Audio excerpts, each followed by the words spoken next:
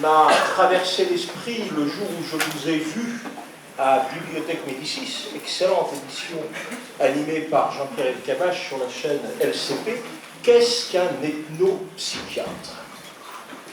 Si vous voulez qu'on explique ça ce soir? Ah, si on pouvait en 2-3 minutes, sans rentrer trop dans la profondeur du sujet, arriver quand même à éclairer un peu les consciences de nos invités de ce soir. Bon, alors d'abord, un ethnopsychiatre, ça n'existe pas. C'est pas une profession. Hein. Ça ne peut pas être une profession. Si vous réfléchissez à la signification même des choses, ça ne peut pas être une profession. Ethnopsychiatre, c'est... L'ethnopsychiatrie existe, c'est-à-dire c'est une discipline qui postule, qui a remarqué, puis ensuite qui postule, qui en fait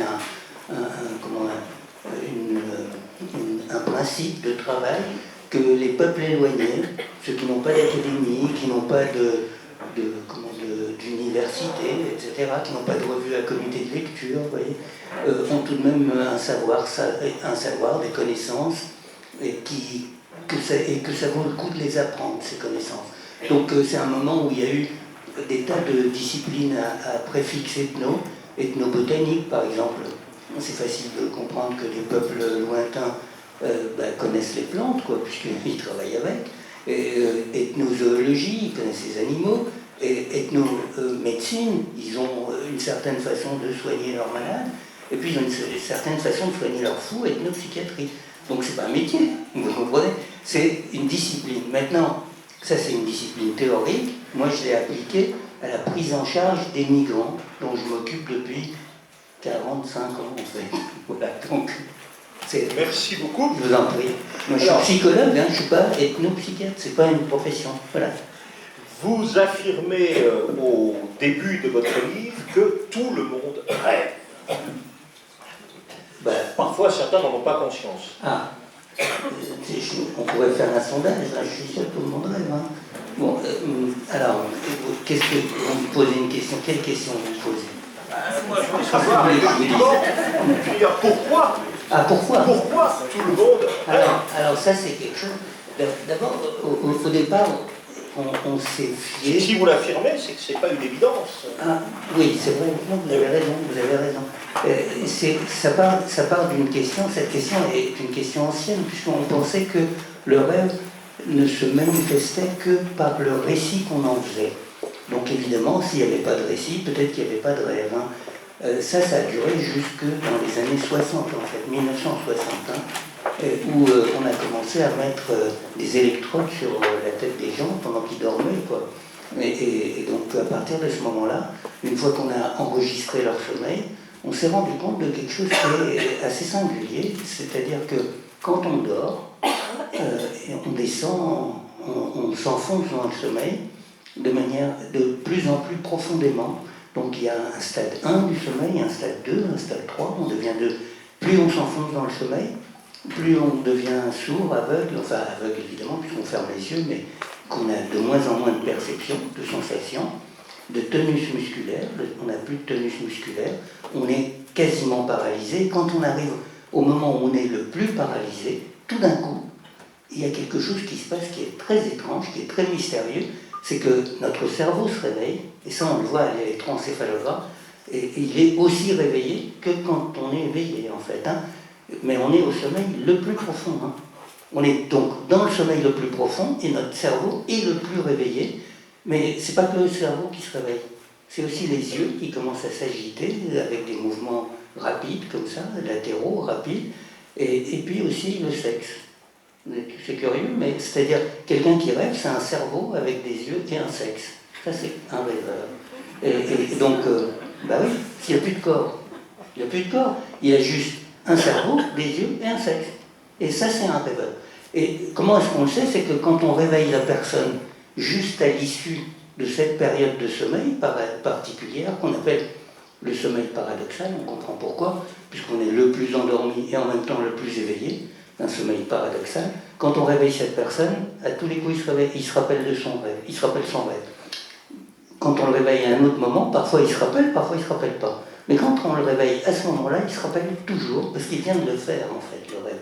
Donc on en a conclu qu'on rêvait durant cette période. Or, cette période de sommeil paradoxal se reproduit toutes les heures et demie, de manière quasi automatique, quoi. Enfin, de manière automatique, instinctuelle, je veux dire. Et donc, on a probablement 5 rêves par nuit, au moins. Au moins, parce qu'on rêve aussi à d'autres moments de la nuit. Mais en tout cas, durant ces moments, on rêve certainement. Et ce qui est le plus étonnant, c'est que ce n'est pas seulement les êtres humains qui rêvent, c'est aussi les animaux, tous les mammifères. Tous les mammifères, sans exception, rêvent. Donc on décèle des périodes de sommeil paradoxal comme ça. On sait de quoi rêvent les chats, par exemple. Ouais, on sait assez bien de quoi rêvent les chats. On sait aussi de quoi vous rêvez, hein. Je veux dire, non, grosso modo. Bon. Alors, mais on ne sait pas tout. Hein. Par exemple, moi, je ne sais pas du tout de quoi rêvent les dauphins. C'est vachement bizarre, parce que les dauphins, vous comprenez qu'ils ont un problème particulier, c'est-à-dire que, comme ils doivent remonter toutes les 2 minutes à peu près pour respirer, donc ils ne peuvent pas être paralysés dans leur sommeil. Donc, comment est-ce qu'ils font pour rêver tout de même? Eh bien, ils rêvent par demi-cerveau. Alors, donc, il y a la moitié du cerveau qui est sous sommeil paradoxal, et l'autre moitié qui leur permet de remonter, de respirer, de redescendre, de remonter, et ainsi de suite. Donc je ne sais pas, qu'est-ce que peut être un rêve par demi-cerveau, un demi-rêve, peut-être, je ne sais pas.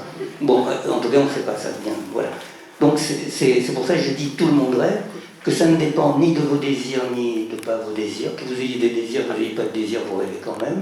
Ça ne dépend ni du fait que vous avez bien mangé, mal mangé, que vous êtes de bonne humeur, de mauvaise humeur, que vous êtes bien luné, mal luné. De toute façon, vous rêverez, c'est automatique, c'est instinctif. Le rêve est un mécanisme instinctif. Mais c'est là que commence le mystère. Vous comprenez bien que des processus instinctifs, on en a plein. Marcher, c'est instinctif. Respirer, c'est instinctif. On sait à quoi ça sert de marcher, de respirer, on sait à quoi ça sert. Mais à quoi ça sert de rêver, on ne sait pas. Mais moi, je sais. Moi, j'ai une hypothèse. Si je sais que ça propose des solutions. Alors voilà, c'est justement, mais ça c'est mon hypothèse. Hein, mais si vous lisez les textes... C'est merveilleux. Ouais, alors, un monde de plus en plus complexe. Alors, des solutions qui nous sont proposées. Je vais vous expliquer pourquoi je pense ça. Bon, alors, c'est maintenant ou c'est...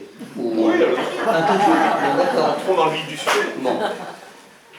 Non, c'est-à-dire, on a avancé, je vous donne les derniers éléments d'avancée des études sur le rêve. Les études sur le rêve sont assez peu développées en fait, partout, parce que c'est intéressant pour personne le rêve. C'est ça que je regrette beaucoup. Hein. C'est-à-dire que la neurophysiologie s'intéresse au sommeil, pas au rêve. Et donc on s'intéresse au rêve dans la mesure où ça pourrait améliorer le sommeil. Ça, on a des crédits de recherche, par les labos, parce que des troubles du sommeil, c'est un vrai problème de santé publique, quoi. Il y a plein de gens qui dorment mal, qui dorment pas bien, enfin, etc. Bon, donc c'est un vrai problème. Mais étudier le rêve pour lui-même, je ne sais pas qui ça intéresse, à part des gens un peu cinglés, quoi. Hein. Enfin, il y en a quelques-uns, mais pas beaucoup. Et donc, on n'a pas vraiment d'études très poussées sur le rêve. On a quand même avancé pas mal sur le rêve, parce qu'on a fait ce qu'on aurait dû faire depuis longtemps, c'est qu'on a fait des banques de rêves. On a fait des banques de rêves, et ça c'est récent, ça date d'une vingtaine, trentaine d'années. Curieusement, il n'y en a pas en France. Hein. Et ça, on comprend pourquoi, parce qu'il y a eu la pensée sur le rêve a été très marquée par la psychanalyse, etc., qui est très opposée à ce genre de choses. Bon. Et donc, c'est pour ça qu'il y a eu une entrave à ce type de recherche. Mais il va y en avoir, bien sûr. Mais il y en a aux États-Unis, bien sûr, il y en a beaucoup. Il y en a en Hollande, et des banques de rêves de 40 000, 50 000 rêves recueillis en laboratoire. C'est-à-dire, bon, évidemment, c'est que des rêves désagréables, hein, parce que je ne sais pas si vous imaginez ce que c'est rêver en laboratoire, mais vous êtes complètement branché de partout, puis on vous dit dors maintenant, puis vous réveille juste après que vous ayez fait le rêve, raconte, puis dors maintenant, puis raconte, puis dors. À la fin, je veux dire, vous faites que des cauchemars après.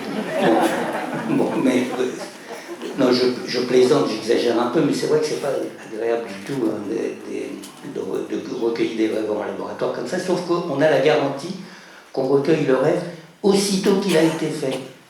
Parce qu'il s'évapore très très vite un rêve. Et donc la seule garantie enfin c'est pas une garantie absolue, mais en tout cas ce qui nous rapproche le plus du contenu réel du rêve, c'est de le recueillir au moment même où il a été fait. À ce moment-là, vous avez les rêves les plus longs, les plus détaillés, etc. Et donc il y a des banques de rêves où on en a 50 000 de rêves. Donc on peut faire des statistiques sur ces rêves. Et on s'est rendu compte que, on le savait déjà, hein. Je veux dire, il n'y avait pas besoin de faire tout ça, mais c'est quand même bien d'avoir ces banques. On s'est rendu compte que les rêves sont constitués de fragments, en fait. C'est des fragments d'expériences, de sensations, d'idées, d'images qui vous ont traversé durant les jours précédents, pas la veille seulement. Et le plus d'éléments qu'on retrouve dans les rêves, qui proviennent de 7 jours avant le rêve, en fait. Pourquoi 7 ? C'est super intéressant parce que, étant donné que c'est quelque chose d'instinctuel, il y aurait donc le chiffre 7 inscrit quelque part dans notre problématique instinctuelle, quoi. Dans notre génome, il y aurait donc le chiffre 7 inscrit d'une manière ou d'une autre. Parce que ces 7 jours, c'est là où il y a le plus d'éléments qui surgissent dans le rêve de cette nuit. Cette nuit, par exemple, vous ferez des rêves où vous utiliserez des éléments qui proviennent de votre expérience de la veille d'il y a 7 jours. Quoi.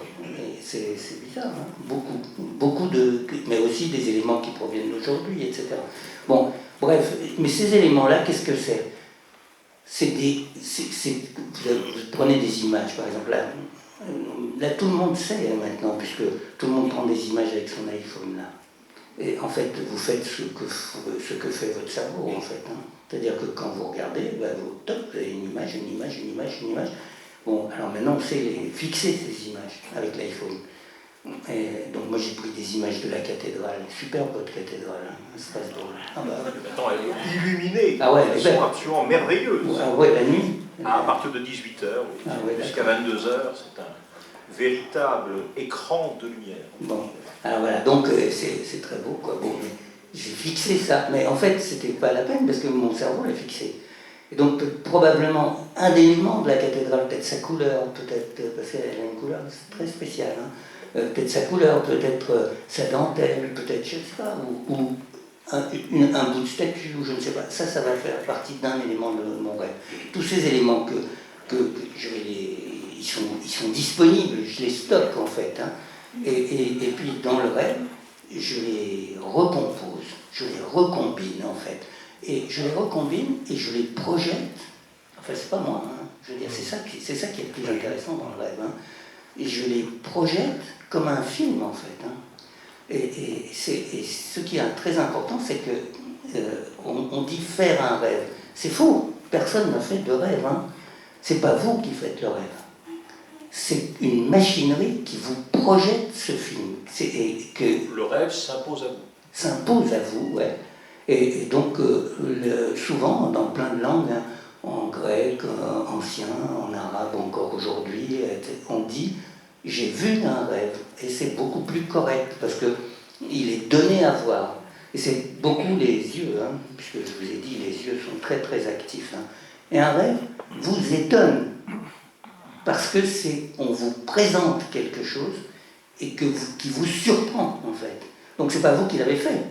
Vous êtes surpris, c'est pour ça que les yeux bougent comme ça à toute vitesse. Donc c'est une machinerie extraordinaire, comme ça, qui recombine des éléments de vos veilles et qui les agence d'une manière spécifique. Tout ça, ça nous dit le matériau. Mais quel est le moteur ? Ça, c'est le matériau. Ouais, ça, c'est le matériau du rêve. Et ça, c'est très important si vous voulez savoir quelque chose de vos rêves, d'identifier ce matériau, hein, de savoir en quoi il consiste, d'où il provient, quelles sont les images que vous avez retenues, pourquoi, etc. Qu'est-ce qui vous a frappé dans ces images, pourquoi elles reviennent dans les rêves, tout ça. Ça, c'est très important. Mais il y a un moteur derrière ça. Et le moteur, c'est en fait une question, en fait. C'est une question. Et c'est souvent des questions d'ordre philosophique, en fait, qui sont abordées dans les rêves. Par exemple, une des questions les plus courantes dans les rêves. Moi, j'ai été très surpris parce que, vous savez,